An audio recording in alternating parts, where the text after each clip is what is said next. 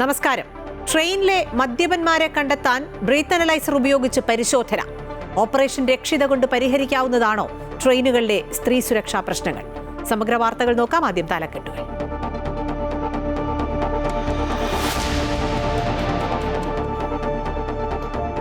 ഒരു കണ്ണി കൂടി. ശബരിമല സ്വർണ്ണക്കൊള്ളയിൽ വീണ്ടും അറസ്റ്റ്. തിരുവാഭരണം മുൻ കമ്മീഷണർ KS ബൈജു അറസ്റ്റിൽ. തിരുവിതാംകൂർ ദേവസ്വം ബോർഡ് മുൻ പ്രസിഡന്റ് A. പത്മകുമാറിനെ ചോദ്യം ചെയ്യാൻ പ്രത്യേക അന്വേഷണ സംഘം. കട്ടളപ്പാളി തട്ടിപ്പിൽ മുരാരി ബാബുവിനെയും സുധീഷ് കുമാറിനെയും കസ്റ്റഡിയിൽ വാങ്ങും. ദേവസ്വം ബോർഡ് പ്രസിഡന്റ് സ്ഥാനത്ത് നിന്ന് PS പ്രശാന്തിനെ മാറ്റും. ഹരിപ്പാട് മുൻ MLA TK ദേവകുമാർ അധ്യക്ഷനായേക്കും.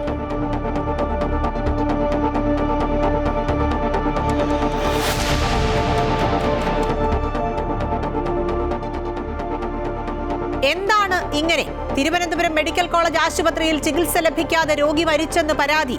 ഹൃദ്രോഗത്തെ തുടർന്ന് മരിച്ചത് പന്മന സ്വദേശി വേണു. ചികിത്സ ലഭിക്കുന്നില്ലെന്ന് കാട്ടി വേണു സുഹൃത്തിനയച്ച ശബ്ദ സന്ദേശം പുറത്ത്. അന്വേഷിച്ച് റിപ്പോർട്ട് നൽകാൻ മെഡിക്കൽ വിദ്യാഭ്യാസ ഡയറക്ടർക്ക് ആരോഗ്യമന്ത്രിയുടെ നിർദ്ദേശം.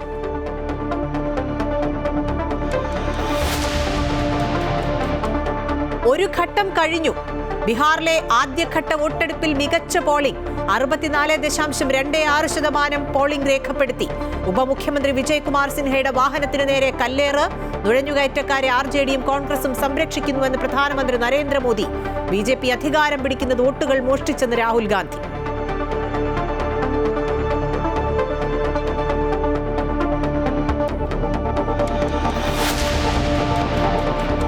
മദ്യപന്മാരെ ജാഗ്രത. മദ്യപിച്ച് ട്രെയിനിൽ യാത്ര ചെയ്യുന്നവരെ പിടിക്കാൻ ഓപ്പറേഷൻ രക്ഷിത. റെയിൽവേ സ്റ്റേഷനുകളിൽ കർശന പരിശോധന. നടപടി വർക്കല അതിക്രമത്തിന്റെ പശ്ചാത്തലത്തിൽ.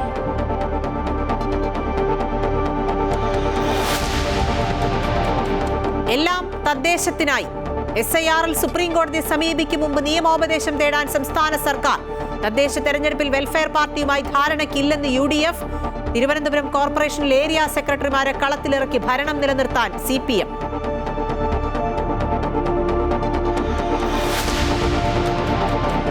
അതിരുകടന്ന പ്രണയപ്പക. തിരുവല്ല കവിതാ കൊലക്കേസ് പ്രതി അജിന് ജീവപര്യന്തം തടവും 5 ലക്ഷം രൂപ പിഴയും ശിക്ഷ. 19-കാരിയായ കവിതയെ കുത്തിപ്പരിക്കേൽപ്പിച്ച ശേഷം തീ കൊളുത്തി കൊലപ്പെടുത്തിയത് 2019.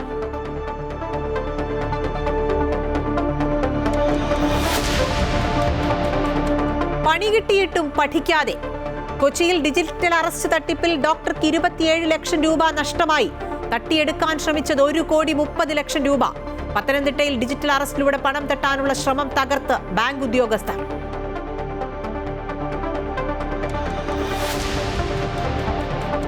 എറിഞ്ഞിട്ട ജയം. ഓസ്ട്രേലിയക്കെതിരായ 4ാം T20-യിൽ ഇന്ത്യക്ക് 48 റൺസ് ജയം.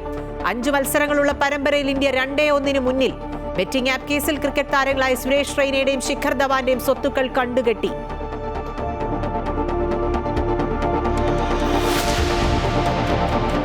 വീശിയടിച്ച ദുരന്തം. ഫിലിപ്പൈൻസിൽ കൽമേഗി ചുഴലിക്കാറ്റിൽ മരണം 114ആയി. കാണാതായത് 100-ലേറെ പേരെ. വിയറ്റ്നാമിൽ 35 മരണം.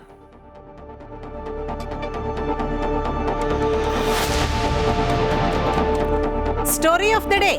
വരുമാന വിജയത്തിന്റെ ഓളത്തിൽ. ശബരിമല സ്വർണ്ണക്കൊള്ള കേസിൽ ഓരോ ദിവസവും ഓരോ കണ്ണി കൂടിക്കൂടി വരികയാണ്. ഇന്നുണ്ടായത് 4ാമത്തെ അറസ്റ്റ്. സ്വർണ്ണക്കൊള്ളയിൽ തിരുവാഭരണം മുൻ കമ്മീഷണർ KS ബൈജുവിനെയാണ് അറസ്റ്റ് ചെയ്തത്. ദ്വാരപാലക ശില്പങ്ങളിലെ പാളികൾ കടത്തിയ കേസിലാണ് അറസ്റ്റ്. കേസിലെ 7ാം പ്രതിയാണ് ബൈജു. ആതിര രാധാകൃഷ്ണൻ ഈ വാർത്തയുടെ വിശദാംശങ്ങൾ നൽകും തിരുവനന്തപുരത്ത് നിന്ന്. ആതിര, സൂചിപ്പിച്ച പോലെ തന്നെ ഒരു കണ്ണി കൂടി ചേരുകയാണ്. ഇനി എത്ര കണ്ണികൾ കൂട്ടിച്ചേർത്താലാണ് ഈ കേസുമായി ബന്ധപ്പെട്ട എല്ലാ വിവരങ്ങളും ലഭിക്കുക എന്നത് ഇപ്പോഴും അവ്യക്തമായി തുടരുകയാണ്. അന്വേഷണം ഏതായാലും പ്രത്യേക അന്വേഷണ സംഘം കൃത്യമായി കൊണ്ടുപോകുന്നുവെന്നാണ് ഈ ഘട്ടം വരെ നമ്മൾ മനസ്സിലാക്കുന്നത്. ഇപ്പോൾ 7ാം പ്രതിയുടെ അറസ്റ്റ് കൂടി രേഖപ്പെടുത്തിയിരിക്കുന്നു. വിശദാംശങ്ങൾ. അഖില, ഈ ശബരിമല സ്വർണ്ണക്കൊള്ള കേസിൽ ഇപ്പോൾ 4ാമത്തെ അറസ്റ്റാണ് രേഖപ്പെടുത്തിയിരിക്കുന്നത്. ഈ കേസിൽ 7ാം പ്രതിയാണ് KS ബൈജു. അവിടുത്തെ മുൻ തിരുവാഭരണ കമ്മീഷണറായിരുന്നു KS ബൈജു. KS ബൈജുവിന്റെ അറസ്റ്റാണ് ഇപ്പോൾ നടത്തിയിരിക്കുന്നത്. കൃത്യമായി 2019 ഈ സ്വർണ്ണപ്പാളികൾ കൊണ്ടുപോകുന്ന സമയത്ത്, അതായത് ഉണ്ണികൃഷ്ണൻ പോറ്റിക്ക് ഈ പാളികൾ കൊടുത്തുവിടുന്ന സമയത്തും അതുപോലെ തന്നെ ഈ പാളികൾ കൃത്യമായി തിരിച്ചു കൊണ്ടുവരുന്ന ഈ സമയത്തൊക്കെ, ഈ കാലഘട്ടത്തിൽ അവിടുത്തെ തിരുവാഭരണ കമ്മീഷണറായിരുന്നു KS ബൈജു. ആ സമയത്ത് അവിടെ തിരുവാഭരണ കമ്മീഷണറായി പ്രവർത്തിച്ച ലഭിച്ചതുകൊണ്ട് തന്നെ ഈ കേസിൽ കൃത്യമായ പങ്ക് ഇദ്ദേഹത്തിനുണ്ട് എന്ന് വ്യക്തമായ തെളിവുകൾ ലഭിച്ചതിന്റെ അടിസ്ഥാനത്തിലാണ് ഇപ്പോൾ ഇത്തരത്തിലുള്ള ഒരു അറസ്റ്റിലേക്ക് പ്രത്യേക അന്വേഷണ സംഘം കടന്നിരിക്കുന്നത്. തിരുവനന്തപുരത്തെ ഫ്ളാറ്റിൽ വെച്ചായിരുന്നു KS ബൈജുവിനെ അന്വേഷണ സംഘം കസ്റ്റഡിയിലെടുക്കുന്നത്. അതിനുശേഷം അറസ്റ്റൊക്കെ രേഖപ്പെടുത്തി ജനറൽ ആശുപത്രിയിലെത്തി വൈദ്യപരിശോധനയ്ക്ക് ശേഷം നിലവിൽ ഈഞ്ചക്കലുള്ള ക്രൈംബ്രാഞ്ച് ഓഫീസിലാണ് അദ്ദേഹം ഉള്ളത്. ഇദ്ദേഹത്തെ ഉണ്ണികൃഷ്ണൻ പോറ്റിക്ക് ഒപ്പം ഇരുത്തി ഉൾപ്പെടെ ചോദ്യം ചെയ്യാനുള്ള ഒരുക്കത്തിലാണ് ഇപ്പോൾ പ്രത്യേക അന്വേഷണ സംഘം. ഈ 2019 ഇത്തരത്തിൽ ഈ സ്വർണ്ണ പാളി മാറ്റുന്ന സമയത്ത് അവിടുത്തെ തിരുവാഭരണ കമ്മീഷണറായിരുന്നു. പക്ഷെ ആ സമയം ഈ KS ബൈജു അവിടെ ഉണ്ടായിരുന്നില്ല, സ്ഥലത്തുണ്ടായിരുന്നില്ല. ഇതൊക്കെ തന്നെ ദുരൂഹതയേറ്റുന്ന കാര്യമാണ് എന്ന് ഈ വിജിലൻസ് റിപ്പോർട്ടിൽ ഉൾപ്പെടെ ചൂണ്ടിക്കാണിച്ചിരുന്നു. അതിന്റെ അടിസ്ഥാനത്തിലാണ് നിലവിൽ ഒരു അറസ്റ്റിലേക്കൊക്കെ തന്നെ കടന്നിരിക്കുന്നത്. ഇതിപ്പോൾ ഉദ്യോഗസ്ഥരിൽ അവിടെ ഉണ്ടായിരുന്ന മുൻ ദേവസ്വം ബോർഡ് ഉദ്യോഗസ്ഥരിൽ മൂന്നാമത്തെ ഉദ്യോഗസ്ഥന്റെ അറസ്റ്റാണ് നിലവിൽ രേഖപ്പെടുത്തിയിരിക്കുന്നത്. മുരാരി ബാബുവും അതുപോലെ തന്നെ സുധീഷ് കുമാർ, അതിനുശേഷം ഇപ്പോൾ KS ബൈജുവിന്റെ അറസ്റ്റ് ഉൾപ്പെടെ രേഖപ്പെടുത്തിയിരിക്കുന്നു. കേസിൽ ഇതിപ്പോൾ 4ാമത്തെ അറസ്റ്റാണ്. ഉണ്ണികൃഷ്ണൻ പോറ്റി 1ാം പ്രതിയായിരുന്നു. ഉണ്ണികൃഷ്ണൻ പോറ്റിയുടെ അറസ്റ്റാണ് ആദ്യം ഉണ്ടായത്. അതിനുശേഷമാണ് ബാക്കിയുള്ളവരുടെ അറസ്റ്റൊക്കെ ഉണ്ടായത്. ഏതായാലും ഇനി വരുന്ന ദിവസങ്ങളിലും ഇതുപോലെ തന്നെ ബാക്കിയുള്ളവരുടെ അറസ്റ്റിലേക്ക് ഉൾപ്പെടെ കടക്കാനുള്ളൊരു നീക്കത്തിലൊക്കെയാണ് പ്രത്യേക അന്വേഷണ സംഘം ഉള്ളത്. നിലവിൽ ഏതായാലും തിരുവനന്തപുരത്തെ ഇഞ്ചക്കലുള്ള പ്രത്യേക അന്വേഷണ സംഘം ചോദ്യം ചെയ്യൽ ഉൾപ്പെടെ ഇവിടെ നടക്കുമെന്നാണ് അറിയാൻ സാധിക്കുന്നത്. ഉണ്ണികൃഷ്ണൻ പോറ്റിയോടൊപ്പം ഉൾപ്പെടെ ഇരുത്തി ചോദ്യം ചെയ്യും. നാളെയോടുകൂടി റാന്നി കോടതിയിൽ ഇദ്ദേഹത്തെ ഹാജരാക്കുമെന്നാണ് നിലവിൽ അറിയാൻ സാധിക്കുന്നത്. ഏതായാലും ഈ ശബരിമല സ്വർണ്ണക്കൊള്ളയെ സംബന്ധിച്ചിടത്തോളം ഈ ഉദ്യോഗസ്ഥരുൾപ്പെടെ വലിയ രീതിയിലുള്ള പങ്കുണ്ട് എന്ന് നേരത്തെ തന്നെ വെളിവായതായിരുന്നു. ഇനി വരും ദിവസങ്ങളിലും ഈ ദേവസ്വം ബോർഡിലെ മുൻ ഉദ്യോഗസ്ഥരെ ഉൾപ്പെടെ അറസ്റ്റിലേക്കൊക്കെ നീങ്ങുമെന്നാണ് അറിയാൻ സാധിക്കുന്നത്.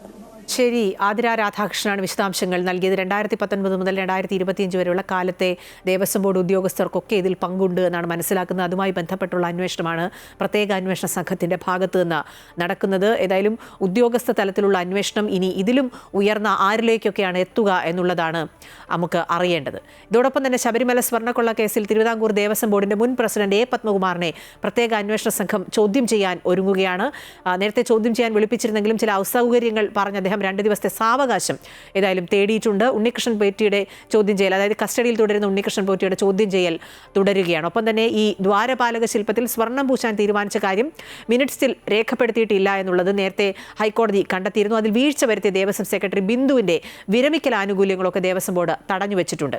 കാലാവധി അവസാനിക്കുന്നതോടെ PS പ്രശാന്തിന് പകരം ഹരിപ്പാട് മുൻ MLA TK ദേവകുമാറിനെ ദേവസ്വം ബോർഡ് പ്രസിഡന്റാക്കാനുള്ള ആലോചനകളും നടക്കുന്നുണ്ട്. ഒരു അഴിച്ചുപണിയിലൂടെ ഈ കാര്യങ്ങളെല്ലാം പരിഹരിക്കാനാകും എന്നാണോ സർക്കാർ പ്രതീക്ഷിക്കുന്നത് എന്നുള്ളതാണ് ഇനി അറിയേണ്ടത്. ശബരിമല സ്വർണ്ണക്കവർച്ച കേസിൽ അറസ്റ്റിലായ ഉണ്ണികൃഷ്ണൻ പോറ്റി, മുരാരി ബാബു, സുധീഷ് കുമാർ എന്നിവരിൽ നിന്നും നിർണായക വിവരങ്ങളാണ് മുൻ പ്രസിഡന്റുമാരായ പത്മകുമാറിനും വാസുവിനുമെതിരെ അന്വേഷണ സംഘത്തിന് ലഭിച്ചത്. ഈ സാഹചര്യത്തിലാണ് പത്മകുമാറിനെ ചോദ്യം ചെയ്യാൻ അന്വേഷണ സംഘം തീരുമാനിച്ചത്. തിരുവനന്തപുരത്തേക്ക് എത്താൻ ആവശ്യപ്പെട്ടെങ്കിലും വ്യക്തിപരമായ അസൗകര്യമുള്ളതിനാൽ 2 ദിവസത്തെ സാവകാശം ചോദിച്ചിട്ടുണ്ട്. കേസിൽ വാസുവിന്റെ അറസ്റ്റിലേക്ക് നീങ്ങുമെന്നാണ് സൂചന. പത്മകുമാറിനൊപ്പം പ്രവർത്തിച്ചിരുന്ന മുൻ ബോർഡ് അംഗം KP ശങ്കർദാസിന്റെയും വാസുവിനൊപ്പം പ്രവർത്തിച്ചിരുന്ന വിജയകുമാറിന്റെയും മൊഴികൾ അന്വേഷണ സംഘം എടുത്തിട്ടുണ്ട്. ഇവരിൽ നിന്നും നിർണായക വിവരങ്ങൾ ലഭിച്ചതായാണ് സൂചന. അതേസമയം ദ്വാരപാലക ശില്പത്തിന്റെ സ്വർണ്ണപ്പാളികൾ സ്വർണം പൂശാൻ ചെന്നൈയിലേക്ക് കൊണ്ടുപോകാൻ തീരുമാനിച്ച കാര്യം മിനിറ്റ്സിൽ രേഖപ്പെടുത്തുന്നതിൽ വീഴ്ച വരുത്തിയ ദേവസ്വം ബോർഡ് സെക്രട്ടറി ബിന്ദുവിനെതിരെ ദേവസ്വം ബോർഡ് വകുപ്പ് തല നടപടി സ്വീകരിച്ചു. ബിന്ദുവിന്റെ വിരമിക്കൽ ആനുകൂല്യങ്ങൾ ദേവസ്വം ബോർഡ് തടഞ്ഞിരിക്കുകയാണ്. ഇക്കാര്യത്തിൽ വീഴ്ച സംഭവിച്ചതായി കോടതിയും പരാമർശിച്ചിരുന്നു. അതിനിടെ ദേവസ്വം ബോർഡ് പ്രസിഡന്റിന്റെ കാലാവധി അവസാനിക്കുന്നതോടെ PS പ്രശാന്തിനെ തലസ്ഥാനത്ത് നിന്നും മാറ്റാനാണ് തീരുമാനം. പുതിയ പ്രസിഡന്റായി ഹരിപ്പാട് മുൻ MLA TK ദേവകുമാറിന്റെ പേരാണ് സജീവ പരിഗണന. നാളെ നടക്കുന്ന CPM സംസ്ഥാന സെക്രട്ടേറിയറ്റിൽ ഇത് സംബന്ധിച്ച തീരുമാനം കൈക്കൊള്ളും. അമൃത ന്യൂസ്, തിരുവനന്തപുരം.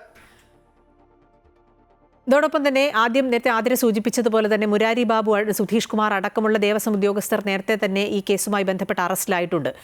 ഇവരെ കൂടുതൽ ചോദ്യം ചെയ്യാനുള്ള അല്ലെങ്കിൽ കസ്റ്റഡിയിൽ വാങ്ങാനുള്ള നീക്കമാണ് SIT ഇപ്പോൾ നടത്തുന്നത്. ശ്രീകോവിലിന്റെ കട്ടളപ്പാളിയിലെ സ്വർണ്ണക്കൊള്ള സംബന്ധിച്ച് കൂടുതൽ അന്വേഷണം നടത്തണമെന്നാവശ്യപ്പെട്ട് റാന്നി കോടതിയിൽ ഇവർ അപേക്ഷ നൽകിയിട്ടുണ്ട്. അതേസമയം ദേവസ്വം ബോർഡ് മുൻ സെക്രട്ടറി ജയശ്രീ പത്തനംതിട്ട സെഷൻസ് കോടതിയിൽ മുൻകൂർ ജാമ്യാപേക്ഷയും നൽകി. നേരത്തെ ഹൈക്കോടതിയിൽ നൽകിയ അപേക്ഷ തള്ളിയ പശ്ചാത്തലത്തിലാണ് പുതിയ നീക്കം നടത്തുന്നത്. മുൻകൂർ ജാമ്യാപേക്ഷ നാളെ കോടതി പരിഗണിക്കും എന്നുള്ളൊരു സൂചനയാണുള്ളത്. ഒപ്പം മുരാരി ബാബു നൽകിയ ജാമ്യാപേക്ഷയും നാളെ കോടതി പരിഗണിച്ചേക്കും. ശബരിമല സ്വർണ്ണക്കൊള്ള യുടെ വാർത്ത പുറത്തു വന്ന അപ്പോൾ മുതൽ പ്രതിപക്ഷവും ഒപ്പം BJPയും വലിയ തരത്തിലുള്ള പ്രതിഷേധം ഇതുമായി ബന്ധപ്പെട്ട് ഉയർത്തിയിട്ടുണ്ട്. ഒപ്പം പ്രതികരണങ്ങളും നേതാക്കളുടെ ഭാഗത്തു നിന്ന്, ശക്തമായ പ്രതികരണങ്ങൾ നേതാക്കളുടെ ഭാഗത്തു നിന്ന് ഉണ്ടായിട്ടുണ്ട്. അത്തരം ചില പ്രതികരണങ്ങളാണ് ഇനി. ശബരിമല സ്വർണ്ണക്കൊള്ളയിൽ നിലവിലെ ദേവസ്വം ബോർഡ് ഗുരുതര കുറ്റകൃത്യം നടത്തിയെന്ന ഹൈക്കോടതി കണ്ടെത്തിയ സാഹചര്യത്തിൽ ദേവസ്വം ബോർഡ് പ്രസിഡന്റിനെയും അംഗങ്ങളെയും പ്രതിപട്ടികയിൽ ഉൾപ്പെടുത്തണം എന്നുള്ളൊരു ആവശ്യമാണ് പ്രതിപക്ഷ നേതാവ് ഇന്ന് ഉന്നയിച്ചത്. പ്രത്യേക അന്വേഷണ സംഘം ഇവരെ ചോദ്യം ചെയ്യണമെന്നും അദ്ദേഹം പ്രസ്താവനയിലൂടെ ആവശ്യപ്പെട്ടു. അതേസമയം സ്വർണ്ണക്കൊള്ള കേസ് വിഷയത്തിൽ ഒച്ചിഴയും പോലെയുള്ള അന്വേഷണമാണ് നടക്കുന്നത് എന്നായിരുന്നു KPCC അധ്യക്ഷൻ സണ്ണി ജോസഫിന്റെ പ്രതികരണം. എന്നാൽ BJP ഒരുപടി മുന്നോട്ട് പോവുകയാണ്. ശബരിമലയിലെ സ്വർണ്ണക്കവർച്ചയ്ക്കെതിരെ വൻ പ്രതിഷേധ പരിപാടികൾ നടത്താനാണ് ആലോചിക്കുന്നത്. സംസ്ഥാനത്തെ 25 കേന്ദ്രങ്ങളിൽ അയ്യപ്പ ഭക്തരെയും പ്രമുഖരെയും പങ്കെടുപ്പിച്ച് ശബരിമല സംരക്ഷണ സംഗമം സംഘടിപ്പിക്കുമെന്ന് BJP സംസ്ഥാന ജനറൽ സെക്രട്ടറി MT രമേശ് അറിയിച്ചു. കോടതിയുടെ സംശയങ്ങൾ വളരെ വളരെ പ്രബലമാണ്, ബലപ്പെട്ടതാണ്, അടിസ്ഥാനപരമാണ്. തെളിവുകളുടെ അടിസ്ഥാനത്തിൽ കാര്യങ്ങൾ ഗൌരവത്തിൽ പരിശോധിച്ചാണ്. പക്ഷേ ഗവൺമെന്റ് നിസ്സംഗത തുടരുക തന്നെ ചെയ്യുകയാണ്. ഈ ഒരു മാസക്കാലത്തെ അന്വേഷണം എന്താണ്? ഒച്ചയിഴയുന്നത് പോലെയാണ് അന്വേഷണം നീങ്ങുന്നത്. പ്രതികളെ സംരക്ഷിക്കാൻ ദേവസ്വം ബോർഡ് അംഗങ്ങൾ, രാഷ്ട്രീയ നേതൃത്വം, അവരുടെ പങ്കാളിത്തം പകൽ പോലെ വ്യക്തമാണ്. ഒരു കണ്ടെത്തൽ നടത്തിയാൽ പോലും ആക്ഷനിലേക്ക് നീങ്ങാൻ SITക്ക് പരിമിതികളുണ്ട്. ആ പരിമിതിയാണ് ഇപ്പൊ എൻഫോഴ്സ്മെന്റിന്റെ കാര്യത്തിൽ കണ്ടത്. കാരണം ഈ അവിടുത്തെ എൻഫോഴ്സ്മെന്റിന്റെ കൂടെ ഉണ്ടായിരുന്ന ഉദ്യോഗസ്ഥനെ അറസ്റ്റ് ചെയ്യാൻ ഒരു ബുദ്ധിമുട്ടുണ്ടായിരുന്നില്ല. അദ്ദേഹത്തിന്റെ മൊഴിയുടെ അടിസ്ഥാനത്തിൽ എന്തുകൊണ്ടാണ് എൻഫോഴ്സ്മെന്റ് അറസ്റ്റ് ചെയ്തത്, ചോദ്യം ചെയ്തുകൊണ്ടായിരുന്നു? അദ്ദേഹം മൂന്നാമത്തെ പ്രതിയാണല്ലോ. മൂന്നാമത്തെ പ്രതി, 4ാം പ്രതി അറസ്റ്റ് ചെയ്തിട്ടുണ്ട്. എന്തുകൊണ്ടാണ് 3ാം പ്രതി അറസ്റ്റ് ചെയ്തത്?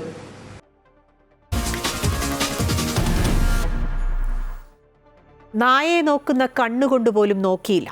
മെഡിക്കൽ കോളേജിൽ നിന്ന് നേരിട്ട ദുരനുഭവം പറയുകയാണ് ഒരു രോഗി. പിന്നാലെ ആ രോഗി മരിച്ചു. തിരുവനന്തപുരം മെഡിക്കൽ കോളേജ് ആശുപത്രിയിലാണ് ചികിത്സ ലഭിക്കാതെ രോഗി മരിച്ചു എന്ന പരാതി ഉയർന്നിട്ടുള്ളത്. പന്മന സ്വദേശി വേണുവാണ് മരിച്ചത്. എന്തെങ്കിലും തന്റെ ജീവന് സംഭവിച്ചാൽ അതിന് ആശുപത്രിയുടെ അനാസ്ഥയാണെന്ന് അദ്ദേഹം സുഹൃത്തിനയച്ച ഓഡിയോ സന്ദേശത്തിൽ നിന്ന് വ്യക്തമാണ്. വേണുവിന്റെ മൃതദേഹം വീട്ടുവളപ്പിൽ സംസ്കരിച്ചു. 2 പെൺകുട്ടികളുടെ പിതാവായ വേണു ഓട്ടോറിക്ഷ ഓടിച്ചാണ് ഉപജീവനം നടത്തി വന്നിരുന്നത്. നെഞ്ചുവേദനയെ തുടർന്ന് ചവറ പ്രാഥമിക ആരോഗ്യ കേന്ദ്രത്തിലായിരുന്നു വേണു ആദ്യം ചികിത്സ തേടിയത്. പിന്നാലെ ജില്ലാ ആശുപത്രിയിലും ചികിത്സ തേടി. അടിയന്തരമായി ആൻജിയോഗ്രാം ചെയ്യണമെന്നായിരുന്നു ജില്ലാ ആശുപത്രിയിൽ നിന്ന് അറിയിച്ചത്. തുടർന്ന് ഇക്കഴിഞ്ഞ വെള്ളിയാഴ്ച ഇദ്ദേഹത്തെ തിരുവനന്തപുരം മെഡിക്കൽ കോളേജ് ആശുപത്രിയിൽ പ്രവേശിപ്പിച്ചു. എന്നാൽ കഴിഞ്ഞ ദിവസം രാത്രി വേണു മരിച്ചു. തുടർന്നാണ് മരിക്കുന്നതിന് മണിക്കൂറുകൾക്ക് മുൻപ് വേണു സുഹൃത്തിനയച്ച ഓഡിയോ സന്ദേശം പുറത്തു വന്നത്. തിരുവനന്തപുരം മെഡിക്കൽ കോളേജിൽ മതിയായ ചികിത്സ ലഭിക്കുന്നില്ല എന്നും ഡോക്ടർ ഉൾപ്പെടെ ആശുപത്രി ജീവനക്കാരുടെ സമീപനം വേദന ഉണ്ടാക്കുന്നതാണെന്നും അതിൽ പറയുന്നു. ഞാന് ഈ ആശുപത്രിയിൽ ഞാനിവിടെ വന്നിട്ട് വെള്ളിയാഴ്ച രാത്രി ഞാനിവിടെ വന്ന എമർജൻസി ആൻജിയോഗ്രാം ചെയ്യുന്നതിന് വേണ്ടിയിട്ട് ശനി, ഞായർ, തിങ്കൾ, ചൊവ്വ, ബുധൻ, ഇന്ന് ബുധൻ, ഇന്ന് 6 ദിവസം തികയും. എമർജൻസി ആയിട്ട് കിട്ടുന്നതിൽ വെച്ച് ഏറ്റവും വേഗം പോകുന്ന ആംബുലൻസ് വിളിച്ച് തിരുവനന്തപുരം മെഡിക്കൽ കോളേജിലേക്ക് പോകണമെന്ന് പറഞ്ഞ് വിട്ട് എമർജൻസി ആയിട്ട് തിരുവനന്തപുരത്തേക്ക് പറഞ്ഞിട്ട് ഒരു പേഷ്യന്റ് അൻവർ ഞാൻ ഇന്ന് 5ാമത്തെ ദിവസം ഇവർ എൻ്റെ പേരിൽ കാണിക്കുന്ന ഈ നിരാലംബതയും ഈ ഉദാസീനതയും ഈ ഒരു കാര്യപ്രാപ്തി ഇല്ലായ്മ എന്താണെന്ന് മനസ്സിലാവുന്നില്ല അൻവർ സാത്ത. ഇതിനിടയ്ക്ക് എന്നെ പരിശോധിക്കാൻ പറ്റുന്ന റൗണ്ട്സ് എന്നെ പരിശോധിക്കുമെന്ന് ഡോക്ടറിനോട് ഞാൻ പലതവണ ചോദിച്ചു. എനിക്ക് എൻ്റെ പേരിലുള്ള ഈ ചികിത്സ എപ്പോൾ നടക്കും എന്നുള്ളത് അവർക്കൊരു കാരണവശാലും യാതൊരുവിധ ഐഡിയയില്ല. ഒക്ടോബർ 31-നെത്തിയ രോഗിക്ക് 5 ദിവസം കിടന്നിട്ടും ആൻജിയോഗ്രാം ചെയ്തില്ലെന്ന് കുടുംബം ആരോപിക്കുന്നു.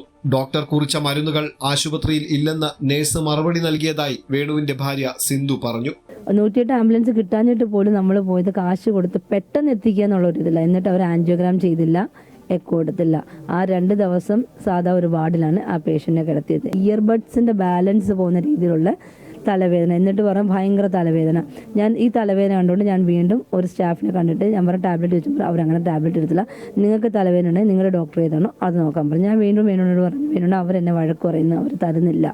വേണുവിന്റെ ആരോഗ്യനില മോശമായെന്ന് ഡോക്ടർമാരെ അറിയിച്ചിട്ടും മരുന്നുകളോ കൃത്യമായ ചികിത്സയോ നൽകിയില്ലെന്നാണ് കുടുംബത്തിന്റെ പരാതി. സംഭവത്തിൽ കുടുംബം മുഖ്യമന്ത്രിക്കും ആരോഗ്യമന്ത്രിക്കും പരാതി നൽകിയിട്ടുണ്ട്. അമൃത ന്യൂസ്, കൊല്ലം. തിരുവനന്തപുരം മെഡിക്കൽ കോളേജിൽ മതിയായ ചികിത്സ ലഭിക്കാതെ രോഗി മരിച്ചെന്ന ബന്ധുക്കളുടെ പരാതിയിൽ അടിയന്തര റിപ്പോർട്ട് ആവശ്യപ്പെട്ടിട്ടുണ്ട് ആരോഗ്യമന്ത്രി. ഈ റിപ്പോർട്ട് കൊണ്ട് മാത്രം തീരുന്നതാണോ പ്രശ്നങ്ങൾ എന്നുള്ള ചോദ്യം തീർച്ചയായും ഉയരും. സംവിധാനത്തിന്റെ പിഴവാണെന്നാണല്ലോ പറയുന്നത്. ഇന്നലെയാണ് കൊല്ലം സ്വദേശിയായ വേണു മരിച്ചത്. ആൻജിയോഗ്രാം ചെയ്യുന്നതിനായാണ് വേണുവിനെ ആശുപത്രിയിൽ എത്തിച്ചത്. മെഡിക്കൽ കോളേജ് ആശുപത്രിയിൽ മരിച്ച വേണുവിന് മതിയായ ചികിത്സ നൽകിയിരുന്നു എന്ന വാദവുമായി medical college superintendent CG Jayachandran രംഗത്ത് വന്നു. ആൻജിയോഗ്രാമിന്റെ ഒരു വിഷയമാണ് ഞാൻ വാർത്തയെ കണ്ടത്. ആക്ച്വലി ആൻജിയോഗ്രാമിന്റെ ടൈം കഴിഞ്ഞിരുന്നു. കാർഡിയോളജിയിലെ പ്രൊഫസർമാരിവിടെ ഉണ്ട്. അപ്പോ ആൻജിയോഗ്രാമിന്റെ ടൈം കഴിഞ്ഞിരുന്നു. അത് 24 hours കഴിഞ്ഞ് എവോൾഡ് MI എന്നാണ് പറഞ്ഞത്. അപ്പൊ അതുകൊണ്ട് പിന്നെ ആൻജിയോഗ്രാമിന്റെ ടൈം കഴിഞ്ഞു. പിന്നെ അതിന് റീനൽ ഫംഗ്ഷൻ ക്രിയാറ്റിൻ കുറച്ച് എലിവേറ്റഡ് ആയിരുന്നു. അപ്പൊ അതുകൊണ്ട് ആ സമയത്ത് പിന്നെ ആൻജിയോഗ്രാം ചെയ്യാവുന്ന ഒരു സാഹചര്യം അല്ലായിരുന്നു. അതുകൊണ്ട് മെഡിക്കൽ മാനേജ്മെന്റ് ആയിരുന്നു കാർഡിയോളജിക്കാർ പ്രിസ്ക്രൈബ് ചെയ്തത്. മെഡിക്കൽ മാനേജ്മെന്റ് തന്നെയാണ് തുടർന്നുകൊണ്ടിരുന്നത്. അത് കഴിഞ്ഞ് 3-ാം തീയതി രാവിലെ, ഇത് 1-ാം തീയതി രാത്രിയ അഡ്മിറ്റ് ആവുന്നത്. അത് കഴിഞ്ഞ് 3-ാം തീയതി ഈ പേഷ്യന്റിനെ കാർഡിയോളജി ഡിപ്പാർട്ട്മെന്റ് ടേക്ക് ഓവർ ചെയ്യുന്നു.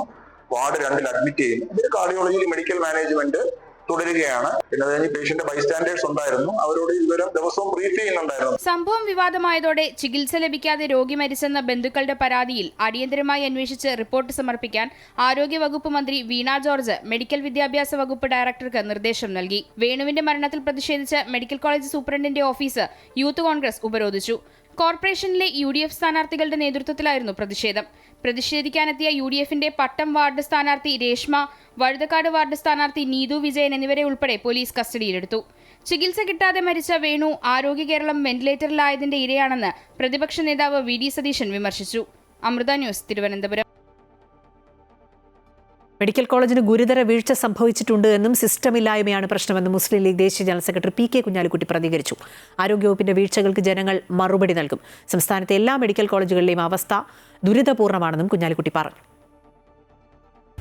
ഒന്ന് ആലോചിച്ച് നോക്കി, എന്തുമാത്രം ശോചനീയമായ അവസ്ഥയിൽ എത്ര നെഗ്ലക്റ്റ് ചെയ്തിട്ടാണ് ഈ ഒരു കണ്ടീഷനിൽ ഒരു മനുഷ്യൻ ഇങ്ങനെ ഒരു വീഡിയോ ചെയ്യുക എന്നുള്ളത്. എന്നിട്ട് ആ വ്യക്തി മരിച്ചും പോകുന്നു. ഇതിലേറെ വലിയൊരു ഞെട്ടിക്കുന്ന സംഭവം, ദയനീയമായ സംഭവം വേറെ എന്താ ഉള്ളത്?